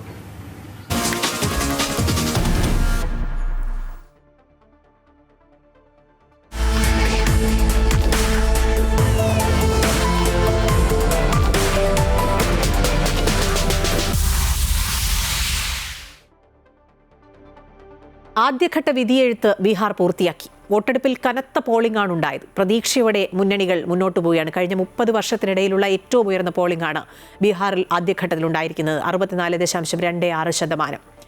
കഴിഞ്ഞ തവണത്തേക്കാൾ 13% വർധനവാണ് രേഖപ്പെടുത്തിയിരിക്കുന്നത്. ഭരണ തുടർച്ച ഉണ്ടാകുമെന്ന് NDAയും അധികാരത്തിലെത്തുമെന്ന് മഹാസഖ്യവും ആത്മവിശ്വാസം പ്രകടിപ്പിക്കുകയാണ്. അതിനിടെ ഉപമുഖ്യമന്ത്രി വിജയ് കുമാർ സിൻഹയുടെ വാഹനവ്യൂഹത്തിന് നേരെ ആക്രമണം ഉണ്ടായി. ബീഹാർ നിയമസഭാ തെരഞ്ഞെടുപ്പിന്റെ ഏറ്റവും നിർണായകമായ 1-ാം ഘട്ടത്തിന്റെ വോട്ടെടുപ്പ് പൂർത്തിയായപ്പോൾ മികച്ച പോളിംഗാണ് രേഖപ്പെടുത്തിയത്. ഉപമുഖ്യമന്ത്രിമാരായ സാമ്രാട്ട് ചൌധരിയും വിജയ് കുമാർ സിൻഹയും മഹാസഖ്യത്തിന്റെ മുഖ്യമന്ത്രി സ്ഥാനാർത്ഥിയും RJD നേതാവുമായ തേജസ്വി യാദവും മത്സരിക്കുന്ന മണ്ഡലങ്ങളിൽ 1-ാം ഘട്ടത്തിൽ ജനങ്ങൾ വിധിയെഴുതി. പോളിംഗ് ശതമാനം 60% മുകളിലേക്കെത്തിയത് ആരെ തുണയ്ക്കുമെന്ന ആകാംക്ഷയിലാണ് മുന്നണികൾ. കഴിഞ്ഞ തവണ 1-ാം ഘട്ടത്തിൽ 51.8% പോളിംഗാണ് രേഖപ്പെടുത്തിയത്. അന്ന് മഹാസഖ്യം 65 സീറ്റിലും NDA 56 സീറ്റിലും വിജയിച്ചു. 42 സീറ്റിൽ വിജയിച്ച RJD തന്നെയാണ് ഏറ്റവും കൂടുതൽ നേട്ടമുണ്ടാക്കിയത്. 1-ാം ഘട്ടത്തിൽ പോൾ ചെയ്ത വോട്ടുകളിൽ 23% RJDയാണ് സ്വന്തമാക്കിയത്. 17% വീതമായിരുന്നു JDU BJP വോട്ട് വിഹിതം. നക്സൽ ബാധിത മേഖലകളിൽ കൂടുതൽ ആളുകൾ വോട്ട് രേഖപ്പെടുത്തിയതാണ് പോളിംഗ് ശതമാനത്തിൽ പ്രതിഫലിച്ചതെന്നാണ് വിലയിരുത്തൽ. പോളിംഗ് ശതമാനം ഉയർന്നുവെങ്കിലും വലിയ ആത്മവിശ്വാസമാണ് മുന്നണികൾ മുന്നോട്ട് വയ്ക്കുന്നത്. പ്രശാന്ത് കിഷോറിന്റെ ജൻസുരാജ് പാർട്ടിയും വലിയ നേട്ടമുണ്ടാക്കുമെന്ന് അവകാശപ്പെടുന്നു. അതേസമയം ഉച്ചവരെ ശാന്തമായിരുന്ന തെരഞ്ഞെടുപ്പിൽ ഉച്ചയ്ക്ക് ശേഷം അക്രമ സംഭവങ്ങൾ അരങ്ങേറി. ഉപമുഖ്യമന്ത്രി വിജയ് കുമാർ സിൻഹയുടെ വാഹനത്തിന് നേരെ ആക്രമണമുണ്ടായി. ലക്സരായിൽ വെച്ച് ഒരു സംഘം ആളുകൾ വാഹനവ്യൂഹത്തിലേക്ക് കല്ലും ചെരുപ്പുകളും എടുത്തെറിയുകയായിരുന്നു. RJDയാണ് ആക്രമണത്തിന് പിന്നിലെന്ന് BJP ആരോപിച്ചു. സംഭവത്തിൽ പോലീസ് അന്വേഷണം ആരംഭിച്ചിട്ടുണ്ട്. കുറ്റക്കാർക്കെതിരെ കർശന നടപടിയെടുക്കാൻ തെരഞ്ഞെടുപ്പ് കമ്മീഷനും നിർദ്ദേശം നൽകി. 11-ാം തീയതി ചൊവ്വാഴ്ചയാണ് ബീഹാറിൽ 2-ാം ഘട്ട വോട്ടെടുപ്പ് നടക്കുന്നത്. അതുകൊണ്ടുതന്നെ പ്രധാനപ്പെട്ട നേതാക്കൾ ബീഹാർ കേന്ദ്രീകരിച്ച് ഇപ്പോഴും പ്രചാരണങ്ങൾ മുന്നോട്ട് കൊണ്ടുപോവുകയാണ്. അമൃത ന്യൂസ്, ന്യൂഡൽഹി. പ്രധാനമന്ത്രിയും കേന്ദ്ര ആഭ്യന്തരമന്ത്രിയും രാഹുൽ ഗാന്ധിയും പ്രിയങ്ക ഗാന്ധിയും അടക്കമുള്ള നേതാക്കളൊക്കെ ബീഹാറിൽ പ്രചാരണത്തിൽ സജീവമാണ്. RJDക്കും കോൺഗ്രസിനുമെതിരെ അതിരൂക്ഷ വിമർശനമാണ് പ്രധാനമന്ത്രി നരേന്ദ്രമോദി ഉന്നയിച്ചത്. ഇരു പാർട്ടികളും നുഴഞ്ഞുകയറ്റക്കാരെ സംരക്ഷിക്കുകയാണെന്നും രാഷ്ട്രീയ ലാഭത്തിനു വേണ്ടി ജനങ്ങളെ നുണകൾ കൊണ്ട് തെറ്റിദ്ധരിപ്പിക്കുകയാണെന്നുമാണ് പ്രധാനമന്ത്രി പറഞ്ഞത്. അതേസമയം BJP എവിടെയൊക്കെ തെരഞ്ഞെടുപ്പിൽ മത്സരിച്ചാലും വോട്ടുകൾ മോഷ്ടിച്ചാണ് വിജയിക്കുന്നതെന്ന് രാഹുൽ ഗാന്ധി ആവർത്തിച്ചു. ये हमारी माताएं बहनें समृद्ध बिहार बनाने का संकल्प ले चुकी है और इसलिए वो जंगल राज की वापसी भी कभी भी वापसी नहीं होने देंगे. अब मेरा विश्वास और पक्का हो गया है कि बीजेपी ने इलेक्शन कमीशन ने हरियाणा का चुनाव चोरी किया है और मुझे लगता है कि पिछला चुनाव बिहार में भी इन्होंने चोरी किया था. तो इस बार वोट चोरी नहीं होने देनी है. बिहार के युवा, ये आपका भविष्य है. Narendra Modi, Amit Shah election commission vote चोरी में लगे हैं. आपकी जिम्मेदारी बनती है संविधान की रक्षा करना है. वोट चोरी नहीं होने देना है बिहार में. കഴിഞ്ഞ ദിവസമാണ് രാഹുൽ ഗാന്ധി വാർത്താസമ്മേളനത്തിൽ ഹരിയാനയിൽ വോട്ടുമോഷണം നടന്നുവെന്നും അങ്ങനെയാണ് BJP സർക്കാർ അധികാരത്തിലേക്ക് എത്തിയത് എന്നുമുള്ള കാര്യം വെളിപ്പെടുത്തിയത്. അത്തരത്തിലുള്ള രാഹുൽ ഗാന്ധിയുടെ ആരോപണത്തെ ചൊല്ലി BJP കോൺഗ്രസ് വാക്പോര് ശക്തമായി തുടരുകയാണ്. തെളിവുണ്ടെങ്കിൽ കോടതിയെ സമീപിക്കാൻ BJP നേതാക്കൾ വെല്ലുവിളിക്കുകയാണ് രാഹുൽ ഗാന്ധിയെ. അതേസമയം കാര്യങ്ങൾ ജനങ്ങൾക്ക് ബോധ്യപ്പെടാനാണ് അവതരിപ്പിക്കുന്നത് എന്നാണ് കോൺഗ്രസ് നൽകുന്ന മറുപടി. അതിനിടെ രാഹുൽ ഗാന്ധി പുറത്തുവിട്ട ഫോട്ടോ തന്റേതാണെന്ന് ചൂണ്ടിക്കാട്ടി ബ്രസീലിയൻ മോഡൽ ലാരിസ രംഗത്തെത്തിയിട്ടുണ്ട്. തന്റെ ചിത്രം ഇന്ത്യയിൽ തെരഞ്ഞെടുപ്പിന് ഉപയോഗിച്ചത് പരിഹാസ്യമെന്ന് ലാരിസ പ്രതികരിച്ചു. 25 ലക്ഷം വോട്ടിന്റെ ക്രമക്കേട് ഹരിയാനയിൽ നടന്നു എന്നായിരുന്നു രാഹുൽ ഗാന്ധിയുടെ ആരോപണം. ബ്രസീലിയൻ മോഡലിന്റെ ചിത്രം ഉപയോഗിച്ച് 22 വോട്ടുകൾ വരെ ചെയ്തുവെന്ന രാഹുൽ ഗാന്ധി ദൃശ്യങ്ങൾ പുറത്തുവിട്ട് ആരോപിച്ചിരുന്നു. എന്നാൽ ഇക്കാര്യത്തിൽ വിശദീകരണവുമായി ബ്രസീലിയൻ മോഡൽ തന്നെ ഇപ്പോൾ രംഗത്തെത്തി. ഹരിയാനയിൽ വോട്ട് തട്ടിപ്പിന് ഉപയോഗിച്ച ഫോട്ടോ തന്റേതെന്ന് ബ്രസീലിയൻ മോഡൽ ലാരിസ. ഇതെന്ത് ഭ്രാന്തെന്നും തന്റെ ചിത്രം വോട്ട് തട്ടിപ്പിന് ഉപയോഗിച്ചത് പരിഹാസ്യമെന്നും ലാരിസ പറയുന്നു. തന്റെ പഴയ ചിത്രമാണ് ഉപയോഗിച്ചതെന്നും ലാരിസ വ്യക്തമാക്കി. Eu não respondi, falei pra Tatá não passar meu número e tal, o cara achou meu Instagram. ഇതിനിടയിൽ ഫോട്ടോകൾ മാറിയതാണെന്നും വോട്ട് ചെയ്തവർ യഥാർത്ഥ ആളുകൾ തന്നെയാണെന്നുമുള്ള ചില വിവരങ്ങളും പുറത്തുവരുന്നുണ്ട്. ലാരിസയുടെ ഫോട്ടോ മാറി വന്നതാണെന്നും പിന്നീട് അത് തിരുത്തി തന്റെ തിരിച്ചറിയൽ രേഖ ഉപയോഗിച്ച് വോട്ട് ചെയ്തു എന്ന് ഹരിയാനയിൽ നിന്നുള്ള പിങ്കി ജുഗീന്ദർ കൗശിക് ദേശീയ മാധ്യമത്തോട് പറഞ്ഞു. ഫോട്ടോ മാറിയത് BLOമാരുടെ പിശകാണെന്നും അതിന് വോട്ടർമാർ എന്ത് പിഴച്ചുവെന്നും പിങ്കി ചോദിക്കുന്നുണ്ട്. ഇതിനു പുറമെ രാഹുൽ ഗാന്ധി പരാമർശിച്ച സ്വീറ്റി യഥാർത്ഥ വോട്ടർ എന്ന റിപ്പോർട്ട് കൂടി പുറത്തുവരുന്നുണ്ട്. 2012 കിട്ടിയ തിരിച്ചറിയൽ കാർഡ് ഉപയോഗിച്ച് വോട്ട് ചെയ്തു എന്ന് സ്വീറ്റി ഒരു ദേശീയ മാധ്യമത്തോട് വ്യക്തമാക്കി. വോട്ടർ പട്ടികയിൽ ബ്രസീലിയൻ മോഡലിന്റെ ചിത്രം വന്നത് എങ്ങനെയെന്ന് അറിയില്ല എന്നും സ്വീറ്റി പ്രതികരിച്ചു. അതേസമയം വിഷയത്തിൽ കോൺഗ്രസ് BJP പോര് ശക്തമാകുകയാണ്. തെളിവുകളുണ്ടെങ്കിൽ രാഹുൽ കോടതിയിൽ പോകാൻ കേന്ദ്രമന്ത്രി ചിരാഗ് പാസ്വാൻ ആവശ്യപ്പെട്ടു. ऐसे में मुझे लगता है कि अगर इनके पास इतना ही इनको विश्वास है अपनी जानकारी के ऊपर तो इनको कोर्ट का रास्ता अपनाना चाहिए, न्यायालय में जरूर जाना चाहिए. അതേസമയം കാര്യങ്ങൾ ജനങ്ങൾക്ക് ബോധ്യപ്പെടാനാണ് ഇങ്ങനെ അവതരിപ്പിക്കുന്നത് എന്നാണ് കോൺഗ്രസിന്റെ പ്രതികരണം. എന്തായാലും വിഷയം ബീഹാറിലെ ജനങ്ങൾ ഏറ്റെടുത്തോ എന്നറിയാൻ 14 വരെ കാത്തിരിക്കണം. അമൃത ന്യൂസ്, ന്യൂഡൽഹി. റെയിൽവേ സ്റ്റേഷനുകളിൽ റെയിൽവേ പോലീസിന്റെ പ്രത്യേക സുരക്ഷാ പരിപാടി ഓപ്പറേഷൻ രക്ഷിത ആരംഭിച്ചിട്ടുണ്ട്. ആൽക്കോമീറ്റർ ഉപയോഗിച്ച് പരിശോധന. പിടിവീണാൽ യാത്ര റദ്ദാവും. ഒപ്പം നിയമ നടപടിയും നേരിടണം. വർക്കലയിൽ ട്രെയിനിൽ നിന്ന് സഹയാത്രികൻ ചവിട്ടിത്തള്ളിയിട്ട് ശ്രീകുട്ടിയുടെ സുഹൃത്തിനെ രക്ഷിച്ചയാളെ കണ്ടെത്താനുള്ള ശ്രമത്തിൽ ഇരിക്കുകയാണ് റെയിൽവേ പോലീസ്. പ്രതിയായ സുരേഷിനെ കീഴ്പ്പെടുത്തി റെയിൽവേ പോലീസിന് കൈമാറിയതും ഇയാളാണ്. കോട്ടയത്ത് നിന്ന് ട്രെയിനിൽ കയറുന്നതിന് മുമ്പ് പ്രതി സുരേഷ് മദ്യപിക്കുന്ന ദൃശ്യങ്ങളും പുറത്തു വന്നിട്ടുണ്ട്. ഏതായാലും ഓപ്പറേഷൻ രക്ഷിത എത്രത്തോളം സഹായകമാകുന്നത് കണ്ടു തന്നെ അറിയണം. സ്ത്രീകുട്ടിയെ ചവിട്ടി പുറത്തേക്കിട്ടതിന് പിന്നാലെ കൂടെയുണ്ടായിരുന്ന സുഹൃത്തിനെയും പ്രതി തള്ളിയിടാൻ ശ്രമിച്ചിരുന്നു. എന്നാൽ അവിടെ ഉണ്ടായിരുന്ന ഒരാളാണ് പ്രതിയായ സുരേഷിനെ കീഴ്പ്പെടുത്തി റെയിൽവേ പോലീസിന് കൈമാറിയത്. ഇയാളെ കണ്ടെത്താനുള്ള ശ്രമത്തിലാണ് റെയിൽവേ പോലീസ്. ഇയാളുടെ മൊഴി കേസിൽ നിർണായകമാണ്. അതിനിടെ പ്രതി സുരേഷ് മദ്യപിക്കുന്ന CCTV ദൃശ്യങ്ങളും പുറത്തുവന്നു. ട്രെയിനിൽ കയറുന്നതിന് തൊട്ടു മുൻപ് കോട്ടയത്തെ ബാറിൽ നിന്ന് മദ്യപിക്കുന്ന ദൃശ്യങ്ങളാണ് പുറത്തുവന്നത്. അതേസമയം ശ്രീകുട്ടിയുടെ ആരോഗ്യനില മാറ്റമില്ലാതെ തുടരുകയാണ്. തുടർച്ചയായി CT സ്കാൻ ഉൾപ്പെടെ എടുത്ത് പരിശോധിക്കുന്നുണ്ട്. ദിവസവും ഡോക്ടർമാർ റിവ്യൂ നടത്തുന്നുണ്ട്. CT ആൻജിയോഗ്രാം കൂടി ചെയ്യാനാണ് നിലവിലെ തീരുമാനം. മഹിളാ അസോസിയേഷൻ അഖിലേന്ത്യാ പ്രസിഡന്റ് PK ശ്രീമതി ശ്രീകുട്ടിയുടെ കുടുംബത്തെ സന്ദർശിച്ചു. ശ്രീകുട്ടിക്ക് നിലവിൽ ലഭിക്കുന്നത് മികച്ച ചികിത്സയാണെന്നും തീവണ്ടികളിൽ സ്ത്രീകളുടെ സുരക്ഷ ഉറപ്പാക്കാൻ നടപടി വേണമെന്നും PK ശ്രീമതി ആവശ്യപ്പെട്ടു. സംഭവത്തിന്റെ പശ്ചാത്തലത്തിൽ കേരള റെയിൽവേ പോലീസിന്റെ പ്രത്യേക സുരക്ഷാ പരിപാടി ഓപ്പറേഷൻ രക്ഷിത ആരംഭിച്ചു. റെയിൽവേ സ്റ്റേഷനുകളിലും പരിസരങ്ങളിലും ട്രെയിനുകൾക്കുള്ളിലും ആൽക്കോമീറ്റർ ഉപയോഗിച്ചുള്ള പ്രത്യേക പരിശോധനകളാണ് നടത്തുക.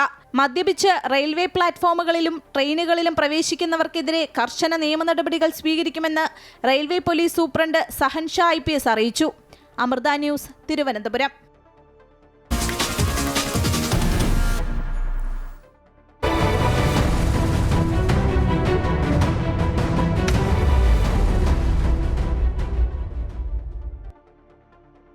SIR-മായി ബന്ധപ്പെട്ട് സുപ്രീം കോടതിയെ സമീപിക്കാൻ കഴിഞ്ഞ ദിവസം ചേർന്ന സർവകക്ഷി യോഗമാണ് തീരുമാനിച്ചത്. എന്നാൽ ഇപ്പോൾ സുപ്രീം കോടതിയെ സമീപിക്കുന്നതിന് മുമ്പ് ഈ നിയമോപദേശം തേടാൻ ഒരുങ്ങുകയാണ് സംസ്ഥാന സർക്കാർ. സംസ്ഥാനത്ത് തീവ്ര വോട്ടർ പട്ടിക പരിഷ്കരണ നടപടികൾ വേഗത്തിലാക്കാൻ അതേസമയം തെരഞ്ഞെടുപ്പ് കമ്മീഷൻ തീരുമാനിച്ചിട്ടുണ്ട്. SIR-ഉം തദ്ദേശ തെരഞ്ഞെടുപ്പും ഒരേ സമയം നടക്കുന്നതിനാൽ തെരഞ്ഞെടുപ്പ് ഡ്യൂട്ടിയിലുള്ള BLO-മാരെ SIR ഡ്യൂട്ടിയിൽ നിന്ന് ഒഴിവാക്കാൻ കേന്ദ്ര തെരഞ്ഞെടുപ്പ് കമ്മീഷണറും സംസ്ഥാന കമ്മീഷനും തമ്മിൽ ധാരണയായി. ഇവർക്ക് പകരമായി അങ്കണവാടി വർക്കർമാരെ നിയോഗിക്കാനാണ് കളക്ടർമാരുടെ തീരുമാനം. തദ്ദേശ തെരഞ്ഞെടുപ്പ് ജോലി ഉടനില്ലാത്ത BLO-മാർ SIR ഡ്യൂട്ടി തുടരണം. തെരഞ്ഞെടുപ്പ് പ്രഖ്യാപനം അടുത്തിരിക്കുന്ന സാഹചര്യത്തിൽ എത്രയും വേഗം ഫോമുകൾ വിതരണം ചെയ്യാൻ മുഖ്യ തെരഞ്ഞെടുപ്പ് ഓഫീസർ നിർദ്ദേശം നൽകിയിട്ടുണ്ട്. BLO-മാർ രാത്രിയിലും വീടുകൾ സന്ദർശിച്ച് എന്യൂമറേഷൻ ഫോം വിതരണം ചെയ്യും. പകൽ സമയം വീട്ടിലില്ലാത്തവർക്ക് ഇത് സഹായകരമാകും. സംസ്ഥാനത്ത് എന്യൂമറേഷൻ ഫോം വിതരണത്തിന്റെ 2ാം ദിനമായ ബുധനാഴ്ചയും എല്ലാ മേഖലയിൽ നിന്നും വളരെ നല്ല പ്രതികരണമാണ് ലഭിച്ചത്. ഇന്നലെ രാത്രി 8 മണിവരെ 8,85,925 പേർക്ക് ഫോം വിതരണം ചെയ്തു. തദ്ദേശ സ്വയംഭരണ സ്ഥാപന തെരഞ്ഞെടുപ്പ് അടുത്തിരിക്കുന്ന പശ്ചാത്തലത്തിൽ SIR ചോദ്യം ചെയ്യാനുള്ള നിയമോപദേശം സർക്കാർ എന്ന നിലയിലും രാഷ്ട്രീയ പാർട്ടി എന്ന നിലയിലും തേടുമെന്ന് മുഖ്യമന്ത്രി സർവകക്ഷി യോഗത്തിൽ അറിയിച്ചു. കഴിഞ്ഞ ലോക്സഭാ തെരഞ്ഞെടുപ്പ് സമയത്ത് പുതുക്കിയ വോട്ടർ പട്ടിക നിലവിലിരിക്കെ 2002-ലെ പട്ടിക അടിസ്ഥാനമാക്കി തീവ്ര വോട്ടർ പട്ടിക പരിഷ്കരണം നടപ്പാക്കാനുള്ള നീക്കം അശാസ്ത്രീയവും ദുരുദ്ദേശപരവുമാണെന്നാണ് സർക്കാരിന്റെ നിലപാട്. അമൃത ന്യൂസ്, തിരുവനന്തപുരം. ഭരണം പിടിക്കുക എന്നുള്ളതാണ് തദ്ദേശ തെരഞ്ഞെടുപ്പിൽ മുന്നണികൾ പ്രധാനമായും ആലോചിക്കുന്നത്. ചിലർ ഭരണം നിലനിർത്തണം എന്നുള്ള ആവശ്യമാണ്. ചിലർക്ക് നഷ്ടപ്പെട്ടത് പോയത് തിരിച്ചു പിടിക്കണം. അങ്ങനെ ശക്തമായ പോരാട്ടമാണ് ഓരോയിടത്തും നടത്താൻ ഒരുങ്ങുന്നത്. ഏരിയ സെക്രട്ടറിമാരെ കളത്തിലിറക്കി തിരുവനന്തപുരം കോർപ്പറേഷനിൽ ഭരണം നിലനിർത്താനാണ് CPM-ന്റെ നീക്കം. വഞ്ചിയൂർ, പാളയം, വിളപ്പിൽ ഏരിയ സെക്രട്ടറിമാർ ഇക്കുറി സ്ഥാനാർത്ഥികളാകും. അതേസമയം കോൺഗ്രസിൽ സ്ഥാനാർത്ഥിത്വത്തെ ചൊല്ലി ചെറിയ തമ്മിലടി തുടങ്ങിയിട്ടുണ്ട്. നേമം മണ്ഡലം കോർ കമ്മിറ്റി ചെയർമാൻ രാജിവെച്ചു. BJP-യിലെ കലഹം നേതൃത്വം ഇടപെട്ട് പരിഹരിച്ചിട്ടുണ്ട്. തിരുവനന്തപുരം കോർപ്പറേഷനിൽ ഇക്കുറി തീപാറുന്ന പോരാട്ടത്തിനാണ് കളമൊരുങ്ങുന്നത്. കോൺഗ്രസ് മാത്രമാണ് സ്ഥാനാർത്ഥികളെ പ്രഖ്യാപിച്ചതെങ്കിലും CPM-ഉം BJP-യും പ്രമുഖരെ കളത്തിലിറക്കാനാണ് നീക്കം നടത്തുന്നത്. CPM-ൽ 3 ഏരിയ സെക്രട്ടറിമാരാണ് മത്സരിക്കാൻ ഒരുങ്ങുന്നത്. വഞ്ചിയൂർ, പാളയം ഏരിയ സെക്രട്ടറിമാർ സ്ഥാനാർത്ഥികളാകും. ജില്ലാ നേതൃത്വത്തിലെ പ്രമുഖരും പ്രധാന ഡിവിഷനുകളിൽ മത്സരിക്കും. 75 വാർഡുകളിലാണ് CPM മത്സരിക്കുന്നത്. CPI 17 വാർഡുകളിലും മത്സരിക്കാനാണ് LDF ജില്ലാ കമ്മിറ്റിയിൽ തീരുമാനമായിരിക്കുന്നത്. BJP-യും കോൺഗ്രസും ശക്തമായ ഭീഷണിയാകുമെന്ന വിലയിരുത്തലിലാണ് LDF. അതിനാൽ ഭരണം നിലനിർത്താൻ പ്രമുഖർ തന്നെ രംഗത്തിറങ്ങുന്നു. കോൺഗ്രസ് ആകട്ടെ 2ാം ഘട്ട സ്ഥാനാർത്ഥി പട്ടികയും പ്രഖ്യാപിച്ചു കഴിഞ്ഞു. എന്നാൽ സ്ഥാനാർത്ഥി നിർണയത്തിൽ തമ്മിലടിയും തുടങ്ങി. നേമത്തെ സ്ഥാനാർത്ഥിയെ തീരുമാനിച്ചതിലെ തർക്കത്തിൽ മണ്ഡലം core committee chairman Manakkad Suresh രാജിവെച്ചു. യൂത്ത് കോൺഗ്രസ് ജില്ലാ പ്രസിഡന്റ് നേമ ഷജീറാണ് ഇവിടെ സ്ഥാനാർത്ഥി. ഇതിനോടുള്ള പ്രതിഷേധ സൂചകമായാണ് രാജി. അതേസമയം പ്രഖ്യാപിച്ച സ്ഥാനാർത്ഥിയെ മാറ്റില്ലെന്ന് കോർപ്പറേഷന്റെ തെരഞ്ഞെടുപ്പ് ചുമതലയുള്ള K മുരളീധരൻ വ്യക്തമാക്കി. പാർട്ടിക്ക് വേണ്ടി അധ്വാനിക്കുന്ന ഒരു ചെറുപ്പക്കാരന് സീറ്റ് കൊടുക്കണ്ടെന്ന് ആരെങ്കിലും പറയൂ? അതുകൊണ്ട് ഇക്കാര്യത്തിൽ പ്രഖ്യാപിച്ച ഒരു സ്ഥാനാർത്ഥിയും മാറുന്ന പ്രശ്നമില്ല. ഞങ്ങൾ എന്തെല്ലാം പ്രതിബന്ധനങ്ങൾ ഉണ്ടെങ്കിലും അതിനെ തരണം ചെയ്ത് ഞങ്ങൾ മുന്നോട്ട് പോകും. ഇതിനിടെ നേമത്തെ സ്ഥാനാർത്ഥിത്വത്തെ ചൊല്ലി BJP-യിലും തമ്മിലടി തലപൊക്കിയിട്ടുണ്ട്. Nemom area president M Jayakumar രാജിക്കത്ത് നൽകിയെങ്കിലും നേതൃത്വം ഇടപെട്ട് പിൻവലിപ്പിച്ചു. ശക്തി കേന്ദ്രങ്ങളായ ഡിവിഷനുകളിൽ സ്ഥാനാർത്ഥിത്വത്തെ ചൊല്ലി കലഹങ്ങൾ ഉണ്ടാകാതിരിക്കാൻ മുന്നണികൾ ജാഗ്രതയോടെയാണ് മുന്നോട്ടു പോകുന്നത്. അമൃത ന്യൂസ്, തിരുവനന്തപുരം. വെൽഫെയർ പാർട്ടിയുമായി മുമ്പും ധാരണയുണ്ടായിരുന്നില്ലെന്ന് മുസ്ലിം ലീഗ് ദേശീയ ജനറൽ സെക്രട്ടറി PK കുഞ്ഞാലിക്കുട്ടി. കുറച്ചുകൂടി കാത്തിരിക്കൂവെന്ന് കുഞ്ഞാലിക്കുട്ടി പറഞ്ഞു. തദ്ദേശ തെരഞ്ഞെടുപ്പിൽ തർക്കങ്ങളില്ലാതെ സ്ഥാനാർത്ഥി നിർണയം പൂർത്തിയാക്കാനാകുമെന്നാണ് അദ്ദേഹം പ്രതികരിച്ചത്.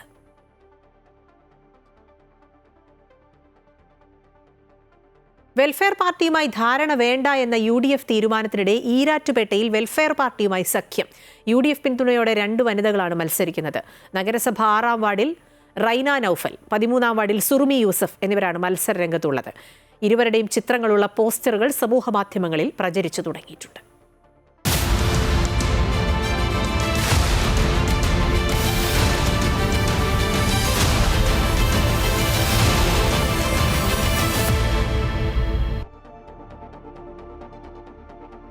പത്ത് വർഷം LDF ഭരിച്ച മുളവുകാട് പഞ്ചായത്ത് കഴിഞ്ഞ തവണയാണ് UDF തിരിച്ചുപിടിച്ചത്.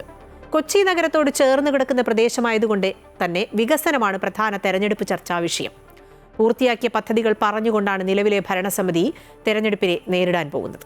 അതേസമയം അഴിമതി ആരോപണങ്ങളാണ് LDF ചൂണ്ടിക്കാട്ടുന്നത്. കൊച്ചി നഗരത്തോട് ചേർന്ന് കിടക്കുന്ന ഗ്രാമപഞ്ചായത്താണ് മുളവുകാട്. വെള്ളത്താൽ ചുറ്റപ്പെട്ടു കിടക്കുന്ന കുഞ്ഞു ദ്വീപാണ് ഈ പഞ്ചായത്ത്. എങ്കിലും കൊച്ചിയുടെ വളരെ പ്രധാനപ്പെട്ട ഇടങ്ങൾ മുളവുകാട് പഞ്ചായത്തിന്റെ ഭാഗമാണ്. തെക്കേ അറ്റത്തുള്ള ബോൾഗാട്ടി കൊട്ടാരവും വല്ലാർപാടം പള്ളിയുമൊക്കെ മാറ്റി നിർത്തി ഒരു കൊച്ചിയെക്കുറിച്ച് ചിന്തിക്കാൻ സാധിക്കില്ല. 16 വാർഡുകളിലായി 22,292 പേരാണ് ഇവിടുത്തെ വോട്ടർമാർ. 10 വർഷം തുടർച്ചയായി LDF ഭരിച്ച പഞ്ചായത്താണ് കഴിഞ്ഞ തവണ UDFന്റെ കൈകളിലേക്ക് എത്തിയത്. 16 സീറ്റിൽ 12 എണ്ണമാണ് UDF നേടിയത്. LDF 2 എണ്ണത്തിലേക്ക് ചുരുങ്ങി. റോഡ് നിർമ്മാണമായിരുന്നു നിലവിലെ ഭരണസമിതിയുടെ മുന്നിലെ ഏറ്റവും വലിയ വെല്ലുവിളി. നേരത്തെ ഉണ്ടായിരുന്ന റോഡ് ഗ്യാരണ്ടി പീരീഡ് തീരുന്നതിന് മുൻപ് തന്നെ പൊളിഞ്ഞു. കോടിക്കണക്കിന് രൂപ ചെലവഴിച്ച് നിർമ്മിച്ച റോഡ് 3 മാസം കൊണ്ട് പൊട്ടിത്തകർന്നുപോയി. അങ്ങനെ പൊട്ടിത്തകർന്ന റോഡാണ് ഞങ്ങൾക്ക് കിട്ടിയത്. എന്നാൽ തെരഞ്ഞെടുപ്പ് ചട്ടം വരുന്നത് കാരണം അവസാനഘട്ട റോഡിന്റെ ഉദ്ഘാടനം നിർമ്മാണം പൂർത്തിയാകുന്നതിന് മുൻപേ ചെയ്തു. ഇത് പ്രതിഷേധങ്ങൾക്ക് കാരണമായി. മാത്രമല്ല ഇടറോഡുകൾ പൂർത്തിയാക്കിയിട്ടില്ല എന്നും CPM ആരോപിച്ചു. വാർഡിലെ ഒരു ഇടറോഡ് പോലും നന്നാക്കിയിട്ടില്ല.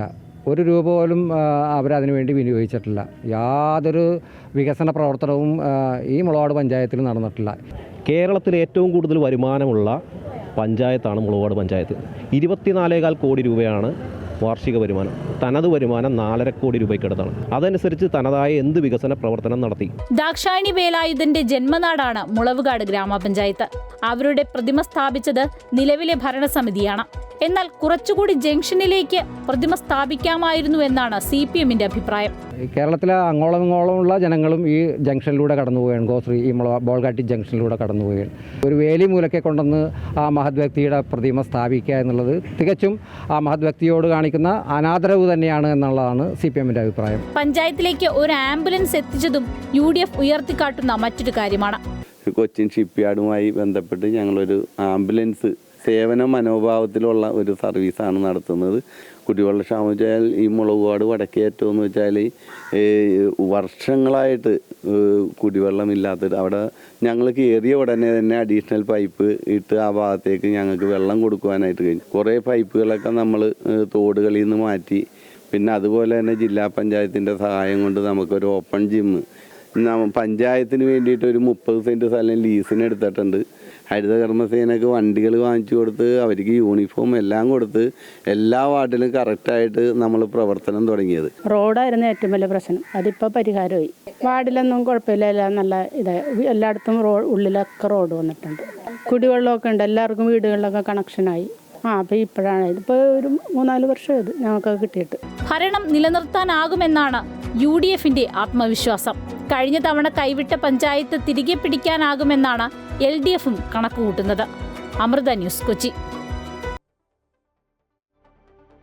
സംസ്ഥാനത്തെ ഏറ്റവും വലിയ കോർപ്പറേഷനായ തിരുവനന്തപുരത്ത് ഇത്തവണ ശക്തമായ ത്രികോണ മത്സരത്തിനാണ് കളമൊരുങ്ങുന്നത്. BJP പ്രതിപക്ഷത്തിരിക്കുന്ന കോർപ്പറേഷനിൽ കുറി ഭരണം പിടിക്കാനുള്ള എല്ലാ തന്ത്രങ്ങളും പുറത്തെടുക്കുമ്പോൾ മറുഭാഗത്ത് കോൺഗ്രസ് ആദ്യമേ സ്ഥാനാർത്ഥികളെ പ്രഖ്യാപിച്ച് തെരഞ്ഞെടുപ്പ് ഗോതയിൽ ഇറങ്ങിക്കഴിഞ്ഞു.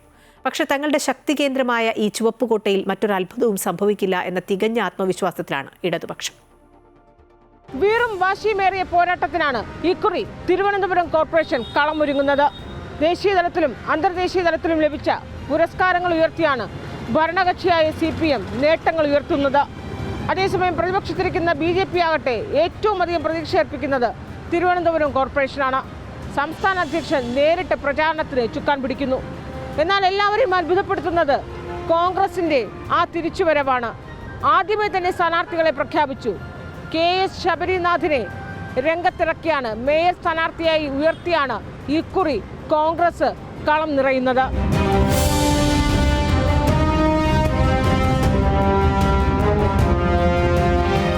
തിരുവനന്തപുരം, വട്ടിയൂർക്കാവ്, നേമം, കഴക്കൂട്ടം എന്നീ നിയമസഭാ മണ്ഡലങ്ങളും കോവളം മണ്ഡലത്തിലെ 5 വാർഡുകളും ഉൾപ്പെടുന്നതാണ് തിരുവനന്തപുരം കോർപ്പറേഷൻ. തിരുവനന്തപുരം താലൂക്കും നെയ്യാറ്റിൻകര താലൂക്കും ഭാഗികമായി കോർപ്പറേഷനിൽ ഉൾപ്പെടുന്നു. 1940 കോർപ്പറേഷൻ രൂപീകൃതമായത്. ചരിത്രത്തിൽ ഏറിയ കാലവും ഇടതുമുന്നണി തന്നെയാണ് ഇവിടെ ഭരിച്ചിട്ടുള്ളത്. ചുവപ്പുകോട്ടയായ തിരുവനന്തപുരം കോർപ്പറേഷനിൽ നിലവിൽ 100 വാർഡുകൾ എന്നത് ഇപ്പോൾ പുനർനിർണയത്തിലൂടെ 101 ഉയർന്നിട്ടുണ്ട്.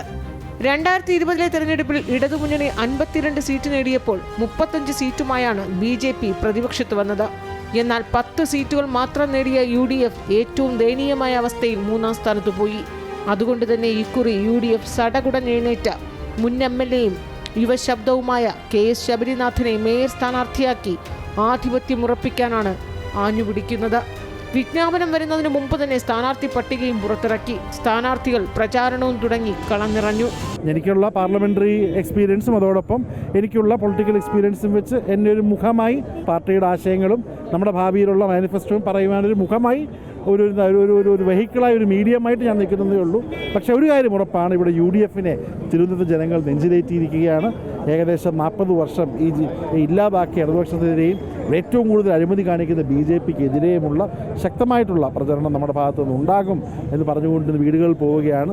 നല്ല ഒരു വിജയം ഇത്തവണ UDFന് ട്രിവാൻഡ്രം കോർപ്പറേഷനിൽ ഉണ്ടാകും. എന്നാൽ പ്രതിപക്ഷത്തുള്ള BJP ആകട്ടെ ഈ 5 വർഷവും കോർപ്പറേഷനിലെ വിവിധ അഴിമതികളും ക്രമക്കേടും സ്വജനപക്ഷപാതവും അതിനപ്പുറം മാലിന്യ പ്രശ്നവും കുടിവെള്ള വിഷയവുമൊക്കെ തുറന്നുകാട്ടി സമരമുഖത്തുണ്ടായിരുന്നതൊക്കെ വോട്ടർമാർ തിരിച്ചറിയുമെന്ന ഉറച്ച വിശ്വാസത്തിലാണ്.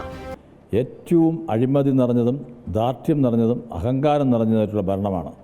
തിരുവനന്തപുരത്തിൻ്റെ പൊതുസമൂഹവും ജനങ്ങളും ഈ ഭരണം മാറണം എന്നുള്ളത് തന്നെയാണ് ആഗ്രഹിക്കുന്നത്. BJP ഓരോ വിഷയങ്ങളിലും ഓരോ അഴിമതി പ്രശ്നങ്ങളിലും BJP പ്രതികരിച്ചിട്ടുണ്ട്. സഭയ്ക്കകത്ത് കൗൺസിലർമാരുടെ ശക്തമായ സന്ധിയില്ലാ പോരാട്ടങ്ങളാണ് നടന്നിട്ടുള്ളത്.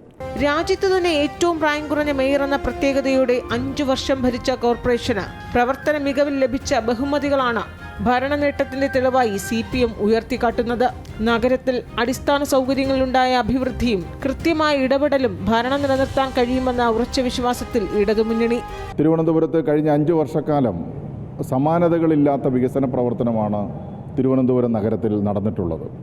നിരവധിയായിട്ടുള്ള ദേശീയ അന്തർദേശീയ അവാർഡുകളടക്കം ഈ നഗരസഭയെ തേടിയെത്തിയിട്ടുണ്ട്. അതിനു വേണ്ടിയിട്ടുള്ള നല്ല പരിശ്രമം മേയറും നിലവിലെ ഭരണസമിതിയും അവിടുത്തെ ഉദ്യോഗസ്ഥരും ചേർന്ന് നടത്തിയിട്ടുണ്ട്. 3 മുന്നണികൾക്കും അഭിമാന പോരാട്ടമായി മാറുന്ന തലസ്ഥാനത്തെ കോർപ്പറേഷൻ ശക്തമായൊരു ത്രികോണ മത്സരത്തിന് തന്നെയാകും സാക്ഷ്യം വഹിക്കുക. അമൃത ന്യൂസ്, തിരുവനന്തപുരം.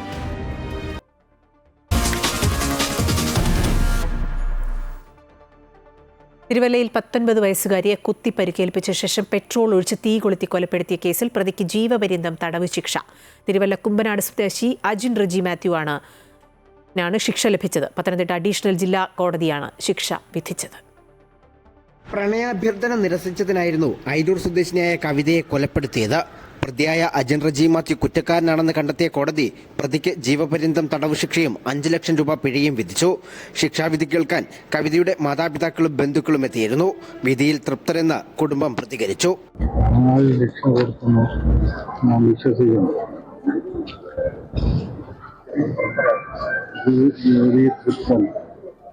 കേസ് അന്വേഷിച്ച അന്വേഷണ സംഘത്തെയും പ്രോസിക്യൂട്ടറെയും കോടതി പ്രശംസിച്ചു. ഇതിൽ ബഹുമാനപ്പെട്ട കോടതി പറഞ്ഞ ഇത്രയും സിൻസിയറായ കേസ് അന്വേഷിച്ച അന്വേഷണ ഉദ്യോഗസ്ഥനും അതുപോലെ തന്നെ കേസ് നടത്തിയ പ്രോസിക്യൂട്ടർക്കും ലെറ്റർ ഓഫ് അപ്രീസിയേഷൻ ബഹുമാനപ്പെട്ട കോടതി പറഞ്ഞിട്ടുണ്ട്. 2019 മാർച്ച് 12-നായിരുന്നു കേസിനാസ്പദമായ സംഭവം. കവിതയും പ്രതി അജിൻ റജി മാത്യുവും സ്കൂളിൽ ഒരുമിച്ച് പഠിച്ചവരാണ്. അജിന്റെ പ്രണയാഭ്യർത്ഥന നിരസിച്ചതോടെ തിരുവല്ല KSRTC സ്റ്റാൻഡിന് സമീപം വഴിയിൽ തടഞ്ഞു നിർത്തുകയും കയ്യിൽ കരുതിയ കത്തി ഉപയോഗിച്ച് കുത്തുകയും ചെയ്തു. ശേഷം കയ്യിൽ കരുതിയിരുന്ന പെട്രോൾ കവിതയുടെ ദേഹത്തേക്കൊഴിച്ച് തീ കൊളുത്തി. ഓടിക്കൂടിയ നാട്ടുകാരാണ് കവിതയെ തിരുവല്ലയിലെ സ്വകാര്യ ആശുപത്രിയിൽ എത്തിച്ചത്. വിദഗ്ധ ചികിത്സയ്ക്കായി എറണാകുളത്തേക്ക് കൊണ്ടുപോയെങ്കിലും മരണപ്പെടുകയായിരുന്നു. അമൃത ന്യൂസ്, പത്തനംതിട്ട. അങ്കമാലി കറുകുറ്റിയിൽ 6 മാസം പ്രായമുള്ള കുഞ്ഞ് ദുരൂഹ സാഹചര്യത്തിൽ കൊല്ലപ്പെട്ട സംഭവത്തിൽ അമ്മുമ്മ റോസ്ലിയുടെ അറസ്റ്റ് രേഖപ്പെടുത്തി. കുഞ്ഞിനെ കഴുത്തറുത്ത് കൊലപ്പെടുത്തിയതാണെന്ന് അമ്മുമ്മ പോലീസിനോട് സമ്മതിച്ചിരുന്നു. നിലവിൽ പോലീസ് കസ്റ്റഡിയിൽ ആശുപത്രിയിലാണ് റോസ്ലി. അതേസമയം കളമശ്ശേരി മെഡിക്കൽ കോളേജ് ആശുപത്രിയിൽ പോസ്റ്റ്മോർട്ടം നടപടികൾക്ക് ശേഷം കുട്ടിയുടെ മൃതദേഹം ബന്ധുക്കൾക്ക് വിട്ടു നൽകി.